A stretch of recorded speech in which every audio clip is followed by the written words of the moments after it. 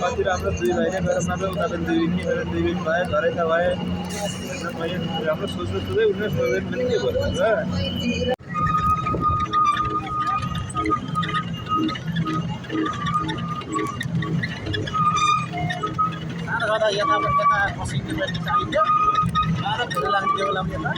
अझै पनि लाग्छ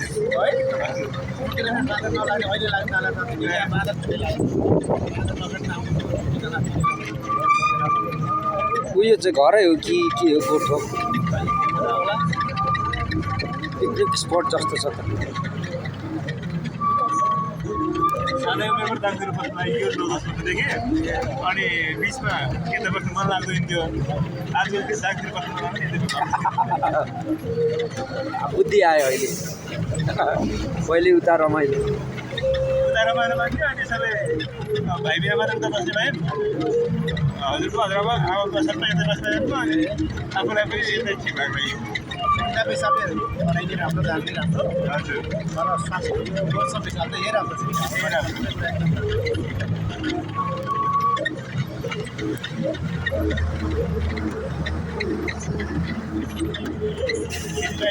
सबै जानुहुन्छ यहाँबाट अनि यतै यो त्यही भएर तल बस्नु मन लाग्दैन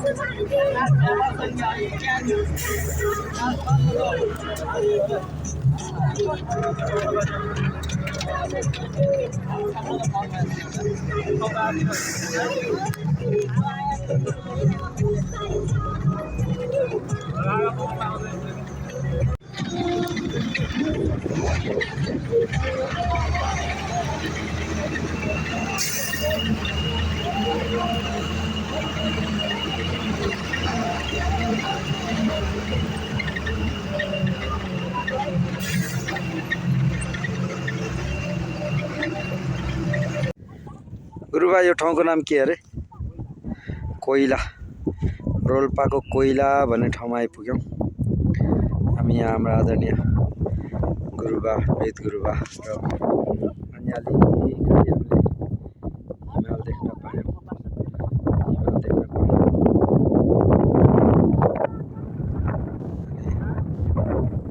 यो चाहिँ यहाँ माथि चाहिँ हाम्रो वेदबहादुर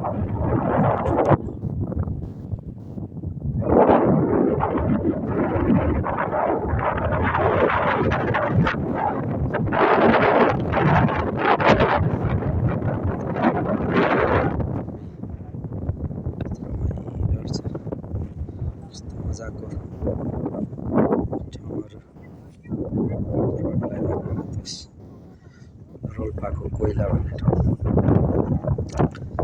एकदमै दामी ठाउँ यहाँनिर एउटा सेवा हुने रहेछ यो घरमा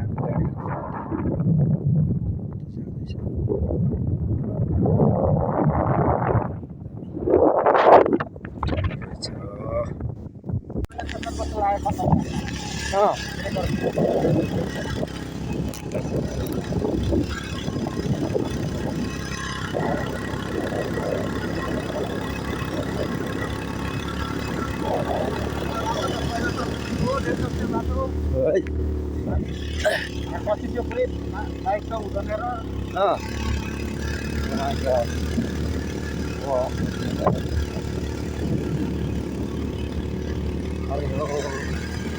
विश्वको सबैभन्दा अर्को ठाउँमा आइयो जस्तो हुँदो रहेछ गुरुबा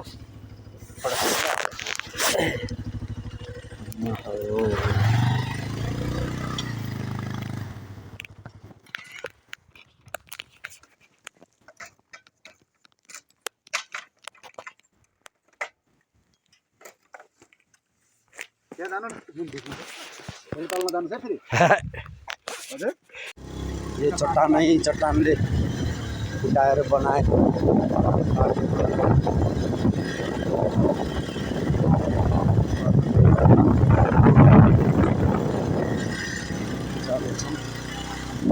अनि एकदमै बाटो त होइन सजिलो पनि बाटो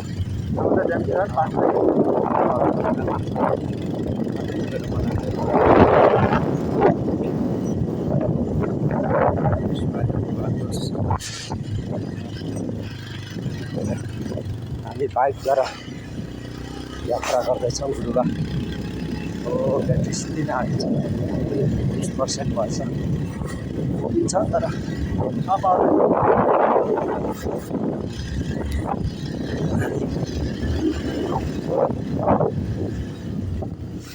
चट्टान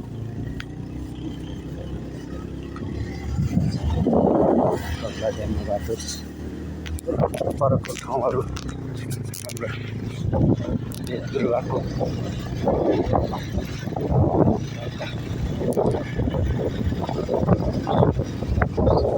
लाली घाँस फुलेछ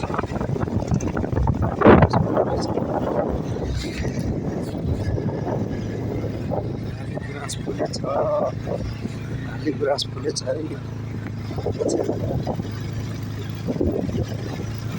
अब सुरु भएछ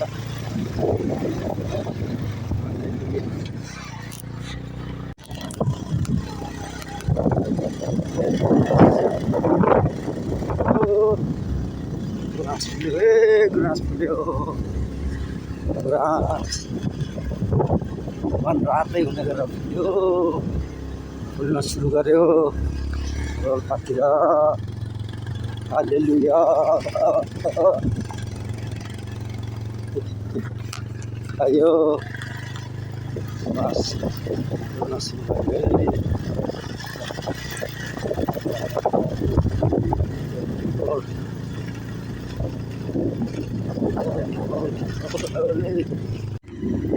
लो है रोल्पाको सबैभन्दा हाइटमा हो यहाँ गुराँस गुराँस गुराँस गुराँस गुराँस लाली गुराँस लाली गुराँस गुराँसहरू फुलेको रहेछ अनि सबैभन्दा टप बाटो सबैभन्दा हाइटको बाटो धेरै धेरै घुम्न सुरु गरेर रहेछ हालेलुया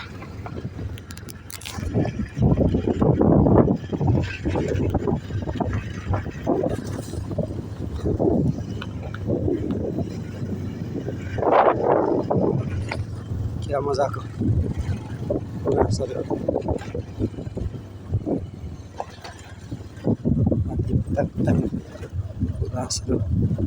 फुलेर आएको रहेछ अरूलाई धन्यवाद होस्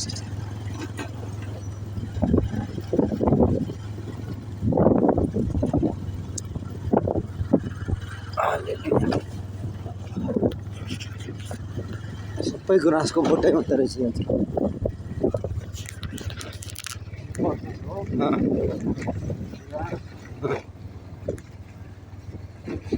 प्राय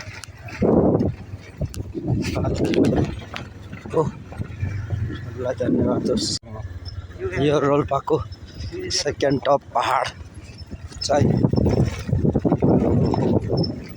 विशाल रहेछ यहाँ हिमाल पहाड तराई गुराँस फुलिरहेको रहेछ यसको नाउँमा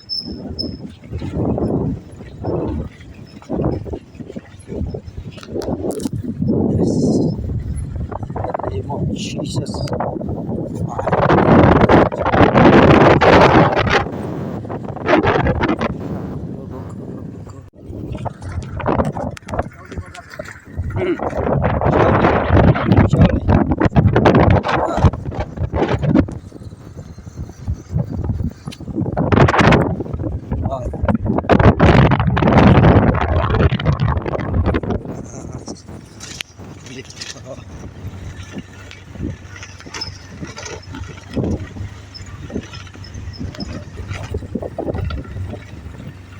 है एरिया यो जति छ देख्ने अँ यहाँबाट टनको हिसाब जान्छ स्याउ वाउ है यति धेरै स्याउ जान्छ रोल्पामा रोल्पामा माय गॉड यो सिस्ने हो सो ब्युटिफुल अघि हामीले हेर्यौँ नि गुरुबा Hmm. एउटा किन लगाएको भन्दा यो दाना यो तोरीको बिजन निकाल्छौँ नि तोरी हो त्यस्तै निकालेर यो चाहिँ राखेको अरे के भन्ने हो यो अनि उता पठाउने उता लगेर प्याक गरेर अब उसले 「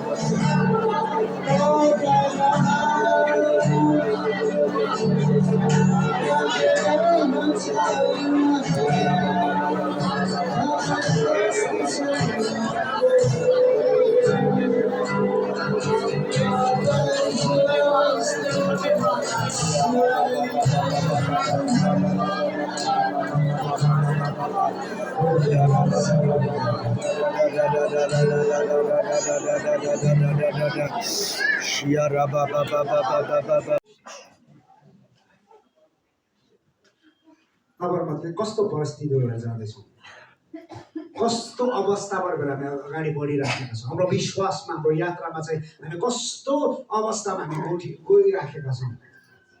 मलाई लाग्दैन यहाँ सबैजना चाहिँ तपाईँहरू पुरा विश्वासमा बलियो भएर जाँदै हुनुहुन्छ। हामी हरेक परिस्थितिमा हरेक अवस्थामा भएर जाँदैछ। आएर हामी प्रभुको महिमा गर्नु पवित्र आत्माको साथमा हेर्न सक्छौँ। त्यो लाजरस जब बाहिर आएन तबसम्म त्यो लाजरस जब बाहिर आएन उसले यीशुसँग पनि हिँडेन। त्यो लाजरस जब बाहिर आएन त्यो चाहिँ जेलभित्र बाँधे काँक्रोले बाँधेको अवस्थामा थियो। हाम्रो परिस्थितिले तपाईँ र मलाई चाहिँ काँक्रोले बाँधेको छ। हाम्रो समस्या स्ट्रगल छ, हाम्रो समस्याहरूले चाहिँ हामीलाई चाहिँ काँक्रोले बाँधेर राखेको छ। अनि यीशुले तपाईँलाई एउटा आवाज दिँदै हुन्छ यो बिहानी। त्यसले चाहिँ बोर्ड टप गर्छ, जिल्ला टप गर्छ, केन्द्र टप गर्छ, सबै टप गर्छ। यो व्यक्तिलाई चाहिँ म अब होम ट्युसनमा दिन्छु, उसलाई चाहिँ कोचिङमा दिन्छु, उसलाई चाहिँ अझ बढी दिन्छु भनेर सरले पढायो। उसलाई पुरा 10 क्लासमा पुग्दै गर्दाखेरि पुरै पढायो। के गर्यो अरे? पुरै पढायो, पुरै होल समय उसले जति पनि छुटेको समय छ पढायो। इक्जामको बेला आयो, इक्जाम दियो, रिजल्ट आयो, नाम छैन त्यो केटाको त। विभिन्न अभाव र खाँचो घटी कर्मीहरूबाट हामी जाँदैछौँ, विभिन्न अनि कुराहरूबाट हामी जाँदैछौँ, श्रापबाट हामी जाँदैछौँ, विभिन्न कुराहरूबाट हामी जाँदैछौँ। हामीलाई लाग्दैछ जिन्दगी यस्तै नै रहेछ, अब जिन्दगी छैन, अब जीवन छैन भन्ने लाग्दैछ। तर तपाईँलाई यीशुले फेरि भन्दै हुनुहुन्छ,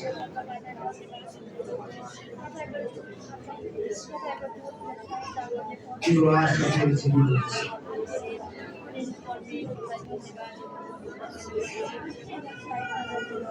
तिम्रो आशा फेरि जीवित हुनेछ, तिम्रो विश्वास फेरि जीवित हुनेछ।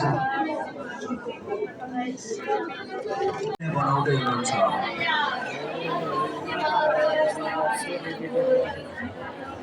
वर्षौं पहिले दिनुभएको दर्शनहरू फेरि तपाईँले हामीलाई दिँदै हुनुहुन्छ। हराएका प्रकाशहरू तपाईँले फेरि पुनर्जीवित पार्दै हुनुहुन्छ। हराएका ज्ञान अनि बुद्धिहरू तपाईँले फेरि प्रकाश दिँदै हुनुहुन्छ। हराएका अभिषेकहरू तपाईँले फेरि दिँदै हुनुहुन्छ। जसरी तपाईँ परमेश्वरले लाजरसलाई पुनर्जीवित पार्नुभयो, त्यसरी नै तपाईँले मलाई फेरि एकपल्ट तपाईँको अभिषेकमा ल्याउँदै हुनुहुन्छ। फेरि त्यो बोलावटलाई उजागर गर्दै हुनुहुन्छ। फेरि तपाईँसँगको सम्बन्धमा म अघि बढ्न लागिराखेको छु प्रभु। कसरी गर्छ? नाइ मलाई त डर लाग्यो भनेर रुँदै बस्छ। नाइ म त लड्छु, यहाँदेखि मेरो खुट्टा भाँचिन्छ भन्छ। उसले के भन्छ? बाबाले हात दियो, मम्मीले हात दियो भने हा गर्दै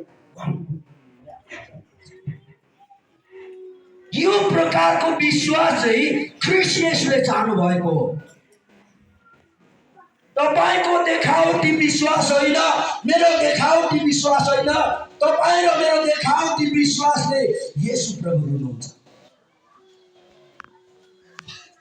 भन्न त भन्छौँ हामी, तपाईँ के हो? म विश्वासी हो नि। बाइबलले भन्छ विश्वास नगर्ने विश्वासी। देख्नु भएको छ तपाईँले? विश्वासी त पनि वर्षौं भयो चर्च गएको, वर्षौं भयो सेवाकाई गरेको, वर्षौं भयो प्रभुको निम्ति अघि बढेको, तर विश्वास छैन। विश्वास लाग्छ। जब परिस्थिति आउँछ, जब समय आउँछ, उसले आफ्नो जीवनलाई दिन सक्दैन, आफ्नो जीवनलाई अर्पण गर्न सक्दैन। त्यही कारणले येशू प्रभु रहनु भयो। त्यही कारणले हिजो थुप्रै जनालाई बाँकी भयो। तपाईँ आउनु भन्छ एक थोपा अभिषेक। आज बिहान एकजना दिदी आउनुभयो, ठाउँमा प्रार्थना गर्दै बसिरहेको थियो। दिदीले भन्नुभयो, पास्टर बा हिजो त चमकको कुरा भयो, तर मलाई चाहिँ डर लाग्यो। अनि मैले सम्झाएँ, डर चाहिँ परमेश्वरबाट आउँदैन, डर चाहिँ अन्धकारले ल्याउँछ, दुष्टले ल्याउँछ। त्यही कारण तपाईँ डराउनु पर्दैन। तपाईँले आफ्नो जीवनलाई पूर्ण रूपले दिनुहोस् अनि आज प्रभुसँग माग्नुहोस्, प्रभु म चाहन्छु यो अन्य भाषा म चाहन्छु, म छुटकारा हुन चाहन्छु, म चङ्गाई हुन चाहन्छु भनेर तपाईँले आफ्नो जीवन दिनुहोस्, प्रभुले गर्नुहुन्छ। र तपाईँ पहिले शङ्का गरेर आउनुहुन्छ यहाँ अगाडि अल्टर कलमा बोलाउँदै गर्दा, वेदीमा अगाडि बोलाउँदै गर्दा प्रार्थनाको लागि तपाईँ भन्नुहुन्छ यो मान्छे हेर्दा डल्ले डल्ले छ, के गर्थ्यो होला, पहिले शङ्का आउँछ, यो कहाँको ठुलो मान्छे होला र भनेर हामी भनिपठाउँछ मनमनमा। गई चाहिँ हेरौँ न त, हेरौँ यसको ताकत। बाबा म को हौ? म त एउटा धुलो मेरो सामने हो भने तपाईँ आउनुहोस्, यदि परमेश्वरको सामने हो भने तपाईँ आउनुहोस्। किन म त एउटा जिरो मान्छे हो, तर परमेश्वरले चलाउनु भएको कारण, उहाँले एउटा साधन बनाउनु भएको कारण म उभिएको यहाँ। तपाईँहरूको सामने यहाँ आउँदै गर्नुको पछाडि चाहिँ मेरो केही पनि हात छैन, तर परमेश्वरको मात्र हात छ। हालेलुया। यही कारणले यदि तपाईँ र म यो प्रकारको चङ्गाइमा, छुटकारामा, जागृतिका सेवकाहरूमा, यो सेमिनारहरूमा आउँदै गर्दाखेरि एउटा एक्सपेक्टेसन हामी आउनुपर्छ, आशा लिएर। एक्सपेक्टेसन भनेको म यो सेमिनारमा, यो चङ्गाई छुटकाराको कन्फरेन्समा, महासभामा चाहिँ परमेश्वरबाट म केही पाउन चाहन्छु, के अभिषेक पाउन चाहन्छु भनेर बाहिरबाट आएको पास्टरलाई होइन, कुनै ठाउँबाट आएको पास्टरलाई होइन, तर परमेश्वरलाई हेरेर जब हामी आउँछौँ नि, त्यहाँनिर परमेश्वरले आशिष घटाउन सुरु गर्नुहुन्छ। तर पहिले न जाउँ त काम पनि छैन, यसो टाइम पास पनि हुन्छ होइन, रमाइलो पनि हुन्छ, साथीसँग भेट हुन्छ, कस्तो रहेछ त्यो पास्टर भनेर हामी आयौँ भने हामी जस्तो आयौँ त्यस्तै फर्केर जान्छौँ जिरो। अनि हामीले मौका गुमाउँछौँ। परमेश्वरले कसैलाई यो मौका अन्तिम मौकाको रूपमा दिनुभएको छ। सायद यो मौका पछि आउँदो जीवनमा के हुन्छ थाहा छैन। अनि यो मौका आउँदै गर्दाखेरि हाम्रो नेपालीमा एउटा उखान छ, मौकामा चौका हान्नु। हालेलुया। भनेको चाहिँ जब हामी मौका पाउँछौँ अनि हामीले पक्रिन जान्न पर्छ, समात्न जान्न पर्छ, लिन जान्न पर्छ, अनि मात्र हामी आशिष बन्न सक्छौँ। परमेश्वरको आवाज हामी सुन्दैछौँ भने परमेश्वरले उत्तम कुरा दिँदै हुनुहुन्छ। तर दुष्टको आवाजलाई सुनेर अटेरी भएर बसिराखेका छौँ भने दुष्टले हामीलाई नाश गरिदिन्छ। यही कारणले एकदमै होसियार हुनुपर्छ। त्यही कारण अनुशासित भएर बस्नुपर्छ। हाम्रा छोराछोरीहरू छन्, हामी आफै छौँ, हामीलाई कतिपल्ट निन्द्रा लाग्छ, होसियार भएर हामी बस्नु जरुरी छ। सुन्नुपर्छ, हामीले ग्रहण गर्नुपर्छ परमेश्वरको वचनलाई, अनि मात्र हामी स्वतन्त्र हुन सक्छौँ, अभिषेकलाई प्राप्त गर्न सक्छौँ, परमेश्वरको दान वरदानलाई हामी ग्रहण गर्न सक्छौँ। र कति साह्रो निन्द्रा लाग्यो दिदी? धन 2 नम्बरमा, समय 3 नम्बरमा, वरदान बोल्यो नि है।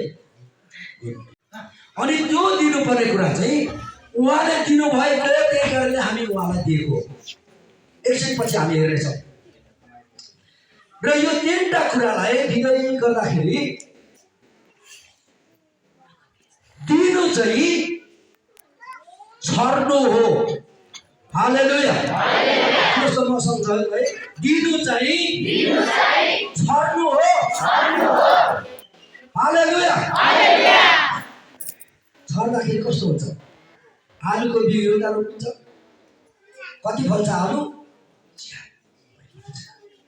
मकैको दानो एउटा छरिन्छ, कति आउँछ त्यो मकैको एउटा दानो? कति ल्याउँछ एउटा घोग? कोही ठाउँ 3-3वटा घोगा ल्याउँछ। धानको बाला हामी एउटा रोप्छौँ, एउटा धानको दानालाई त्यसले कतिवटा फलाउँछ?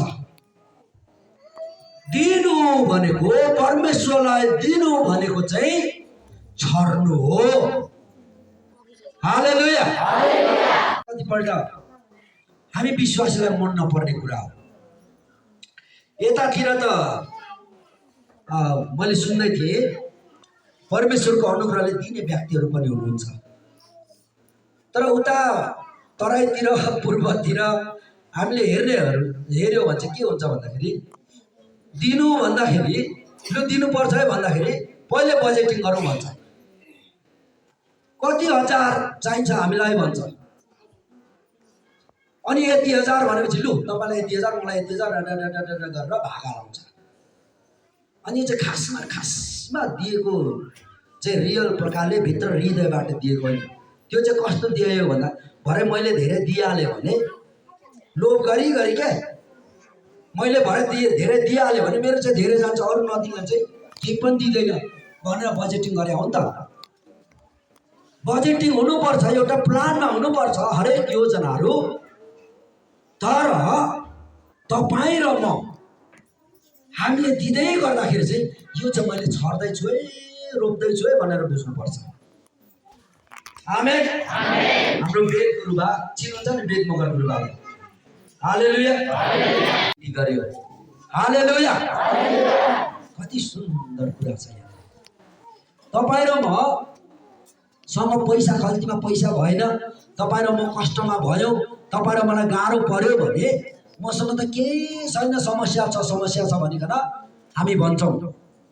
म दिन सक्दिनँ भन्छौँ, मेरो यो समस्या छ त्यो समस्या छ, यस्तो भएको छ उस्तो भएको छ भनिकन हामी भन्छौँ। तर कोरिन्थीको मण्डलीले के गर्यो भन्दाखेरि कष्टको भयङ्कर परीक्षाको बीचमा पनि प्रशस्त आनन्द र घोर दरिद्रतामा पनि तिनीहरूले उद्धार चित्तले दिए। हालेलुया। कोरिन्थीको मण्डलीले उनीहरूमा समस्या थियो, कठिनाइ थियो, रोग थियो, बिमार थियो, अभाव थियो, खाँचो थियो, विभिन्न प्रकारका परिस्थितिहरू थियो, छोराछोरीको फिस दिनुपर्ने थियो, दबाई पानीहरू खानुपर्ने थियो, अहिले खाउँ भरे के खाउँ, भरे खाउँ भोलि के खाउँ भन्ने अवस्था परिस्थितिहरू थियो। तापनि उनीहरूले उद्धार चित्तले दिए। कसरी दिए? उद्धार चित्तले दिए।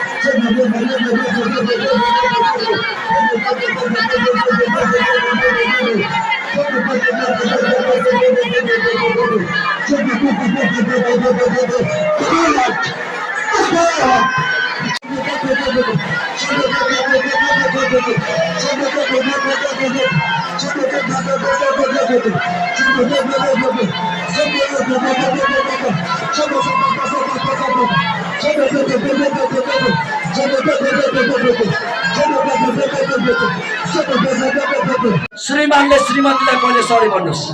श्रीमानले श्रीमतीलाई माफ गरिदियो। कानमा भन्नुहोस्, कानमा सुन्ने गरेर, कानमा सुन्ने गरेर सरी भन्नुहोस्, सरी भन्नुहोस्। अब श्रीमतीले तस्बिर ल्याउने के नेपालीमा अङ्कल